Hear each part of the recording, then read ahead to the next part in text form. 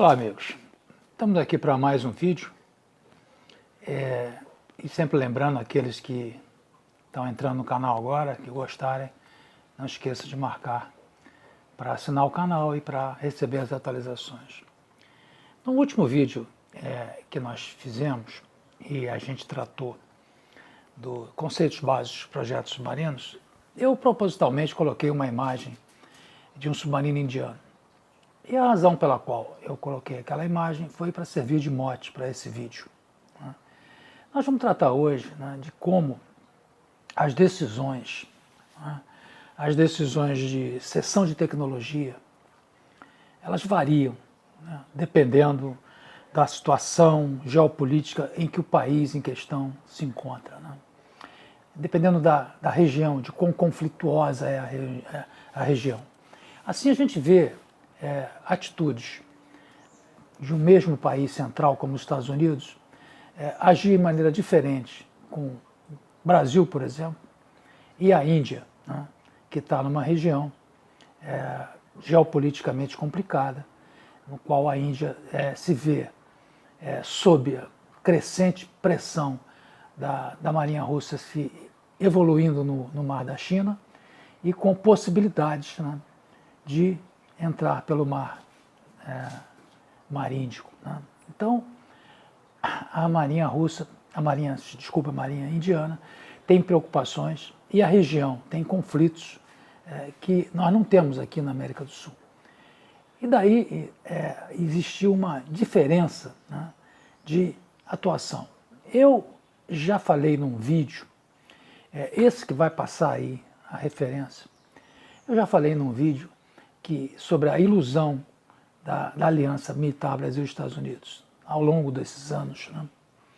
E algumas pessoas não entenderam corretamente o que eu queria dizer com isso.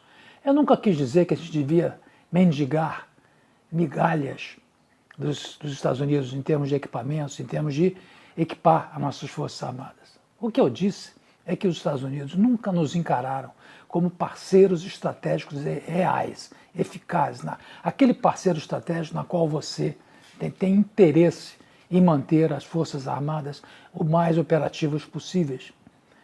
Então, por causa disso, nos brinda o país com facilidades tecnológicas e de cessão de equipamentos e de transferência de tecnologia. É bem verdade que nossa região aqui é uma região sem conflitos. E seria necessário o absurdo de a gente desejar uma instalação de qualquer base russa na Venezuela para que a gente pudesse desfrutar de um status estratégico melhor com os Estados Unidos. Isso até pode acontecer. Então, vamos analisar um pouco o que ocorre lá na Índia e como a Marinha Índia tem tentado encaminhar os seus problemas de equipar a sua marinha, equipar a sua frota naval. A Índia começou com uma força de submarinos no ano de 1963. Ela é bem mais nova do que a Força de Submarinos Brasileira. Já fiz recentemente um vídeo, vejam aí, um vídeo que fala dos 106 anos da nossa Força de Submarinos, que, aliás, se completa nesse mês de julho.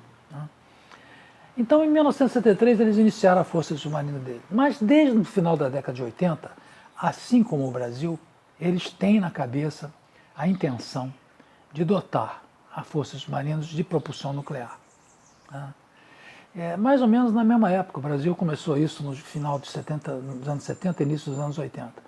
E da mesma forma que nós, um longo processo, um processo que vai do desenvolvimento até a aplicação, a alocação de verbas, orçamento, para que possa chegar a isso. Mas a Índia seguiu um caminho diferente. Ela preferiu iniciar logo a sua marinha, adestrar a sua marinha na área nuclear, na propulsão nuclear. E aí a gente se depara com uma coisa inédita, uma coisa, eu acho, sem paralelo.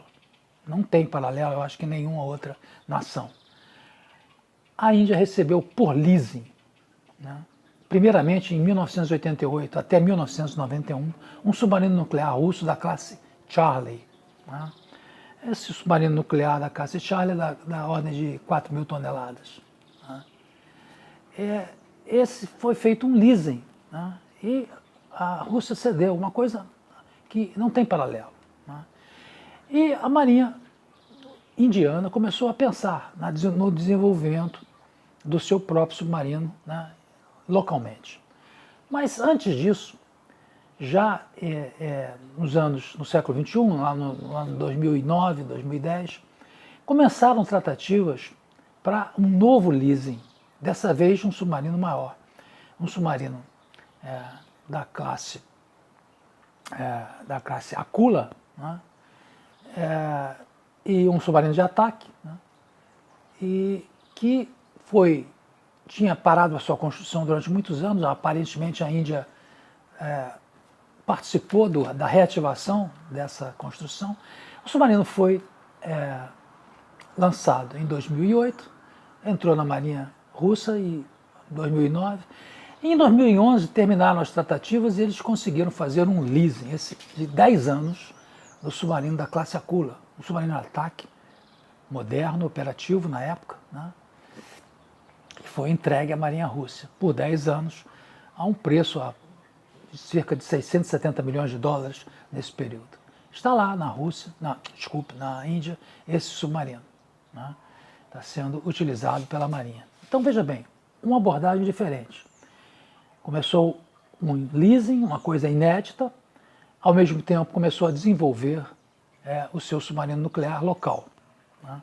E o seu submarino nuclear, o primeiro submarino nuclear, o da classe Arihant, de 110 metros, 6.000 toneladas, foi lançado em 2009 e entrou em comissionamento, foi comissionado na Marinha Indiana no ano de 2016. O primeiro submarino nuclear deles. É possível que tenha havido alguma cooperação russa, a gente não sabe detalhes sobre isso.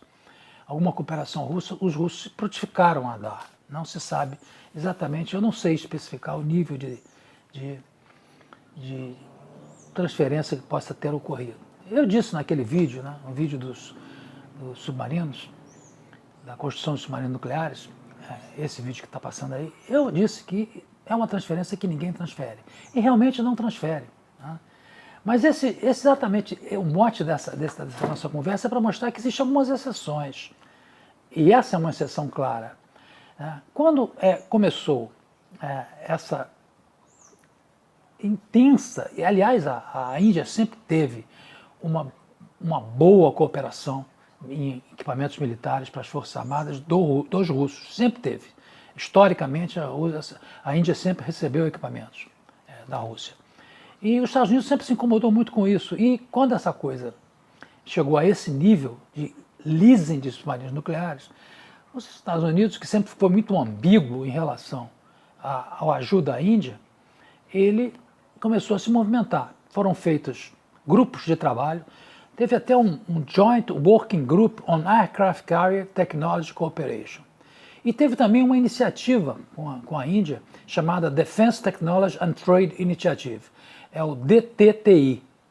Esses dois mecanismos serviriam para ajudar a Índia, porque os Estados Unidos começaram a se preocupar com a influência cada vez maior, né, da Rússia. E, de uma certa forma, a Índia jogou um pouco com isso, porque no caso, por exemplo, de porta-aviões em que foi feita esses joint groups, com intenção de auxiliar a Índia na construção de porta-aviões, ela sempre achou que os Estados Unidos é o país que detém a maior tecnologia e a maior experiência na construção de porta-aviões. Então era natural que ela tentasse, né, conseguir dos Estados Unidos.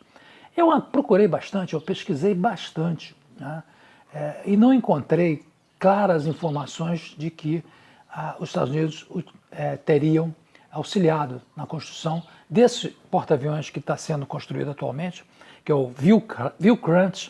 Ele foi encomendado em 2004, aqui ele foi batido em 2009, é um porta-aviões de 45.000 toneladas, ele foi lançado ao mar em 2013, ele estará completo, na sua estimativa de ser completo em 2020, em 2021 e comissionado em 2022.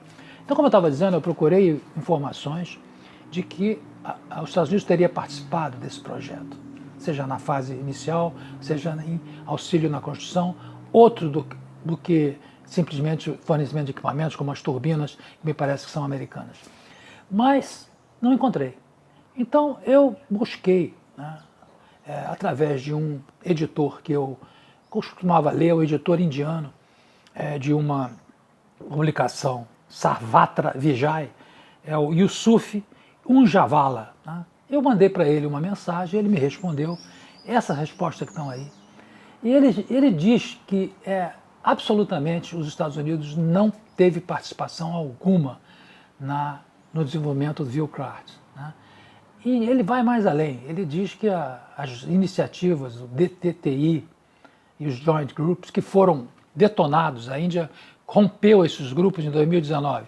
Esses grupos de trabalho não eram só para porta-aviões, eles tinham também a intenção de ajudar a Índia em motores de jato. E foi nesse particular que parece que a Índia se aborreceu, porque não saía nada os Estados Unidos não cedia nada, então eles parece que se aborreceram e romperam com esses grupos, com esses joint groups. Então ele diz que também esses joint groups e esse DTTI não produziram nada de concreto para a Índia. Né? Então veja, os Estados Unidos têm sempre uma dificuldade muito grande, Congresso americano, barra seção de tecnologia, mas os indianos, por outro lado, eles chamavam a atenção. Eu tenho aqui um texto, né, de um analista indiano, que ele diz o seguinte, que a Índia precisa entender que o poderio industrial militar americano é um complexo que está na mão do setor civil e que visa lucros. Né? Então, se eles não iriam compartilhar com a Índia nenhum tipo de tecnologia, nenhum tipo de avanço, se isso não representasse lucros para eles. Né? Então, embora o governo americano possa estar inclinado, né, a ajudar, né, isso é uma análise dos indianos, as ajudas não acontecem porque as razões das companhias privadas são lucros, e se eles não veem objetivos de lucro, se não veem a curto e a longo prazo que isso vai lhes render alguma coisa, eles não entram na parada. Então, isso é uma coisa que é preciso levar em conta também. Né? Além das restrições que são colocadas no Congresso de cessão de tecnologia sensível, existe também esse problema. Né? O poder americano é privado e empresas privadas visam negócios, visam lucros. Né? Mas se a gente comparar com o que ocorre aqui no Brasil, né, os Estados Unidos como aliado nosso é pífio. Né? Existem histórias, né? E sempre, além de não ajudar, né, de não participar para que as nossas Forças Armadas sejam eficazes, eles também atrapalham. Né? No caso do desenvolvimento do submarino nuclear, existem episódios ridículos, né, do que os americanos tentando boicotar. Né? Eu tenho algumas informações que me foram passadas pelo próprio Almirante Watton, na época, que foi o grande mentor dessa questão toda do projeto nuclear. Devemos a ele isso. Ele hoje é um homem cumprindo pena, né? Uma pena absurdamente alta de 42 anos. Eu não vou entrar aqui no mérito, eu o conheço pessoalmente, tenho minhas dúvidas com relação a essa condenação, ainda mais porque, não sei se sabem, mas havia uma assistente de acusação durante todo o processo aqui do Almirante Watton, que era indicada por uma empresa americana, a Hogan Lovells. Né? Foi essa empresa que indicou um assistente de acusação que ficava ao lado da promotoria o tempo todo. Né? Então, eu sou suspeito para falar, porque trabalhei, conheço, é meu amigo pessoal, né? E eu, na minha cabeça, acho que a gente não pode botar a mão no fogo por ninguém, principalmente quando o poder chega às mãos e sobe a cabeça das pessoas. Mas eu tenho minhas dúvidas, principalmente pelo tamanho da condenação e também porque eu li algumas das razões dele e li algumas das justificativas e são bastante plausíveis, mas eu não vou aqui defender, não posso colocar a mão no fogo por ninguém, hoje em dia isso é muito difícil, né? Mas queria deixar registrada essa questão, essa condenação um pouco esdrúxula e uma assistente de acusação de uma empresa americana interessada em projetos nucleares. Então, voltando aqui à questão, existiram episódios, como eu vinha dizendo, o próprio Otto me comentou, de amostras de material que ele precisava na época obter na Europa, nos Estados Unidos, e que tinha que fazer um verdadeiro malabarismo para isso entrar aqui, porque os olhos americanos estavam em cima de todas as transações que pudessem ter um cheiro de desenvolvimento de tecnologia nuclear. Então ele me relatou alguns episódios tipo James Bond para trazer uma simples peça de um aço especial, de um tipo de material que se precisava estudar aqui para a gente decidir caminhos no desenvolvimento do projeto do reator. Então, a geopolítica, o estado, né, da situação e dos interesses das nações centrais influenciam nas suas decisões junto a ceder ou não tecnologia. E a gente vê que a Índia tem se aproveitado muito bem de estar sendo pressionada, né? E veja bem, olha que curioso, a geopolítica realmente é complicada. A Rússia, que apoia e fornece equipamentos para a Índia, também faz constantes e anuais exercícios conjuntos. A Marinha Russa e a Marinha Chinesa fazem constantes exercícios no Mar da China. Então, a questão geopolítica é bastante complicada, é difícil entender os meandros, né, que chegam. Os Estados Unidos cede tecnologia, assim, aos seus aliados mais próximos, especialmente da OTAN, né? A gente sabe isso, o F-35 aí foi desenvolvimento conjunto, alguns países participaram, e outras armas são cedidas a países da OTAN e também a Israel. Mas aqui nós, né, temos um tratamento diferente, né? Não nos interessa, não nos consideram importantes estrategicamente, né? E se julgam no direito de controlar se a gente vai fazer ou não uma propulsão nuclear, o que, na minha opinião, não tem nada a ver com eles. Se nós decidirmos que queremos ter propulsão nuclear no submarino, é questão nossa, né? Os Estados Unidos não tem nada a ver com isso, né? E não tem o direito de meter o bedelho ou atrapalhar. Sim, pode exigir comprovações de que o desenvolvimento é pacífico de acordo com os tratados que o Brasil assinou. Mas, além disso, não tem que se meter, né? Mas se mete, porque se julgam donos do mundo, polícia do mundo, né? Então é isso, essa era a minha intenção nesse vídeo, de mostrar como difere, né, a atuação dos países em relação à seção de tecnologia, e mostrar como a Índia está se tornando, né, uma das maiores marinhas do mundo, né? O programa nuclear deles parece que o caminho foi um pouco mais abreviado e deu certo. Eles já estão com 2 submarinos nucleares, um em leasing e um deles feito na própria Índia, talvez, não sabemos, não temos certeza, se uma ou outra apoio russo. E estão construindo o terceiro, né? Esse terceiro submarino, eu tenho os dados aqui, é a classe Arigat, ele foi lançado em 2017 e se espera comissionar em 2020. Então, há uma marinha que já está com 3 submarinos nucleares, está construindo porta-aviões de 45 mil e tem plano de fazer um porta-aviões de 60 mil. Esse plano é meio duvidoso porque não se tem certeza. Existem questionamentos dentro da Índia, existem almirantes que acham que deveriam ter 3, sendo 2 sempre em operação e 1 na reserva ou em manutenção, né? Então a Índia está caminhando para ser uma das maiores marinhas do mundo, já está entre as maiores, né? Então é isso aí. Um grande abraço, espero que tenham gostado. Se gostarem, clique aí e até a próxima.